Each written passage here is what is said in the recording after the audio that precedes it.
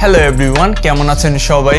শুধুমাত্র একটা ক্যামেরা কিনলেই কিন্তু আপনার কাজ শেষ হয়ে যায় না। ক্যামেরার সাথে কোন লেন্স ব্যবহার করব, কত শাটার স্পিড হবে, কত এফপিএস হবে ইত্যাদি সম্পর্কে কিন্তু আপনার জানার দরকার রয়েছে। তাই আজকের এই ভিডিওতে আমি আমার পার্সোনাল ক্যামেরা সেটিংটা আপনাদের সাথে শেয়ার করব, যেন আপনারা পরবর্তী ধাপের ভিডিও তৈরি করতে পারেন। সো শুরু করা যাক।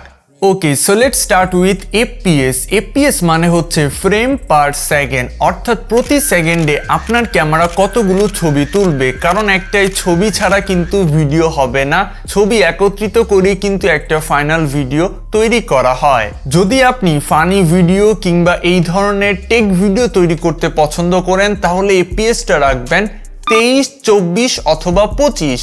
কিন্তু যদি আপনি আপনার ভিডিওতে সুপার স্লো মোশন কিংবা স্পিড র্যাম রাখতে চান, সেই ক্ষেত্রে অবশ্যই 50, 60 অথবা 120 এফপিএস রাখবেন। আমি মূলত আমার ভিডিওগুলো 25 এফপিএস এ ধারণ করি। আপনি কোনটাতে করেন কমেন্ট বক্সে কিন্তু জানাতে পারেন। দ্বিতীয়ত কথা বলা যাক লেন্স নিয়ে। বাজারে বিভিন্ন প্রকারের লেন্স দেখতে পাওয়া যায়। কেউ হয়তো কিট লেন্স ব্যবহার করে, কেউ হয়তো প্রাইম লেন্স ব্যবহার করে, কেউ হয়তো জুম লেন্স ব্যবহার করে। তো বিভিন্ন সময় বিভিন্ন ধরনের লেন্স ব্যবহার করতে হয়, এটাই স্বাভাবিক। তবে আমি সবথেকে বেশি ব্যবহার করি ক্যাননের 50mm f1.8। এই লেন্সটি আমি ব্যবহার করছি প্রায় 2 বছরের বেশি সময় ধরে, এবং এই লেন্সটার সব থেকে ভালো ফিচার হচ্ছে, যদি আপনি পর্যাপ্ত লাইটে ভিডিও না করতে পারেন, সেই ক্ষেত্রে অটোমেটিকলি এই লেন্সটা আপনাকে বেশি আলো প্রোভাইড করবে। কারণ একটাই, এর অ্যাপারচার f1.8। চেষ্টা করবেন অ্যাপারচার যত কম রাখা যায়, অর্থাৎ f1.4, f1.2 এত কম অ্যাপারচারের একটা লেন্স কিনতে। আমি খুব শীঘ্রই ক্যাননের 50mm f1.4 এর একটা লেন্স কিনবো। এই লেন্সটার খরচ পড়বে 8000 টাকা, এবং 8000 টাকা এটা one of the best lens. তৃতীয়ত কথা বলা যাক ভিডিও সেটিং নিয়ে। হ্যাঁ, এখন আমি আপনাদের আমার ক্যামেরা ভিডিও সেটিংটা দেখাবো, এবং এই ক্যামেরা সেটিংটা কিন্তু আপনি Canon 1100D, Canon 1200D, 1300D, 600D যে কোনো ক্যাননের ক্যামেরাতে ব্যবহার করতে পারেন। ঘুরে ফিরে সব একই। সর্বপ্রথমে আপনি আপনার ক্যামেরা মোডটাকে ম্যানুয়াল মোডে নিয়ে যান, অর্থাৎ এম মোডে। দেখতে পাচ্ছেন আমরা রয়েছি ম্যানুয়াল এক্সপোজারে। তো এবার আমরা কি করব, ফটো মোড থেকে ভিডিও মোডে চলে যাব। সো এখন আমরা রয়েছি DSLR এর ম্যানুয়াল মোডে। তো প্রথমে আমরা কি করব, এর যে শাটার স্পিডটা রয়েছে সেটাকে কমিয়ে 25 করে দিব।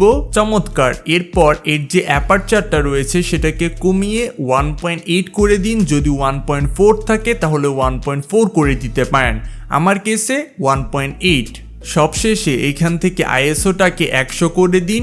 দ্যাটস ইট, আপনার ক্যামেরা সেটিং এখন আমার মতো হয়ে গিয়েছে। Number 4, flat profile install. অর্থাৎ বর্তমানে যে ভিডিওটা দেখতে পাচ্ছেন, এই ভিডিওটা কিন্তু ফ্ল্যাট প্রোফাইলে শ্যুট করা। ফ্ল্যাট প্রোফাইলে শ্যুট করার ফলে আপনি পরবর্তীতে ভালো মতো কালার গ্রেডিং করতে পারবেন। ফ্ল্যাট প্রোফাইল ইনস্টল করার জন্য প্রথমত মেনুতে ক্লিক করুন। তারপর এখান থেকে প্রথম যে অপশনটা রয়েছে শুটিং সেটিং, এর উপর ক্লিক করুন। তারপর এখান থেকে 3 নাম্বার অপশনের উপর চাপ দিন। এখানে পিকচার স্টাইল দেখতে পারবেন, সেটার উপর চাপ দিন। কষ্ট করে নিচে আসুন, দেখতে পারবেন ইউজার def.2 নামক একটা অপশন রয়েছে। তারপর এখান থেকে ইনফো বাটনে ক্লিক করলে আমরা এখানে স্ট্রেংথ, কন্ট্রাস্ট, স্যাচুরেশন দেখতে পারবো। প্রত্যেক অপশনের উপর ক্লিক করুন এবং এর কন্ট্রাস্ট, স্ট্রেংথ, স্যাচুরেশন এগুলাকে একদমই কমিয়ে দিন। তাহলে আপনার ক্যামেরাটিতে ফ্ল্যাট প্রোফাইল ইনস্টল হয়ে যাবে। ভিডিও সম্পর্কিত কোনো প্রশ্ন থাকলে নিচে কমেন্ট বক্সে কমেন্ট করবেন, আমি আপনাকে সাহায্য করার সর্বোচ্চ চেষ্টা করব।